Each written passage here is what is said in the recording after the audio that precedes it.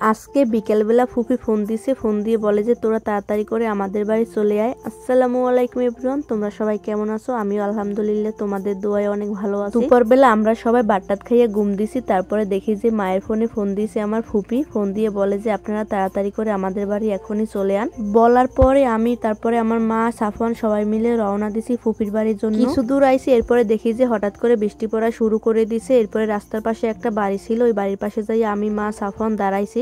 তারপরে বৃষ্টি থামছে, এরপরে আবারও আমরা হাঁটা শুরু করে দিলাম। আমার ফুফু বাড়ি আমাদের বাড়ি থেকে একদমই কাছে, এর জন্য আমরা বোরকা পরি। বাড়ির সামনে এসে রাস্তা দেখে তো মনটা একেবারে ভেঙে চুরমার হয়ে গেছে। এরকম কাদার রাস্তায় অনেকদিন হয়েছে আমরা হাঁটি নাই, সেই যখন পড়ছি এখন আর কিছু করার নাই। তারপরে কাদা রাস্তায় হাঁটা শুরু করে দিলাম। মা এইরকম রাস্তা দেখে তো একেবারে যাইতে চাইতেছে না বাড়ির ভিতরে। তারপরে বললাম যে এত দূর যখন আইছি চলো বাড়ির ভিতরে আমরা যাই। তারপরে সাফিরে আমি নিছি আর মার কাছে জোতা, তারপরে মোবাইল দিছি। এরপরে বলছি যে তুমি আগে আগে চলো, আমরা পিছিয়ে পিছিয়ে আই। অনেক কষ্ট করে কাদা পাড়াই আইছি। এরপরে দেখি যে রাস্তায় আবার জোয়ারের পানি উঠে গেছে। আমার ফুফু বাড়ি আবার জোয়ারের পানি আসা যাওয়া করে, এইবারই সবসময় জোয়ারের পানি আসা যাওয়া করে, সবসময় এরকম কাদা থাকে এই রাস্তায়। ফুপি বাদে যদি আমাদের কোনো আত্মীয় হইতো তাহলে তো আমরা আইতামই না এইবারই, কারণ এত কাদার ভিতরে কে আসে বেড়াইতে বলেন তো। আমরা আইছি অনেক কষ্ট করে, আইয়া শুনি যে আমার ফুফাতো বোনের নাকি ছেলে বাড়ি থেকে কিছু লোক দেখতে আসবে। আমরা ভাবছিলাম যে আমার ফুপি মনে হয় অসুস্থ হয়ে পড়ছে, এর জন্য আমাদের ডাকতেছে। তারপরে আমরা হাত পা ধুয়ে ঘরে উঠছি। ঘরে উঠে দেখি যে মেহমানদের জন্য সব খাবারগুলো রেডি করে রাখছে।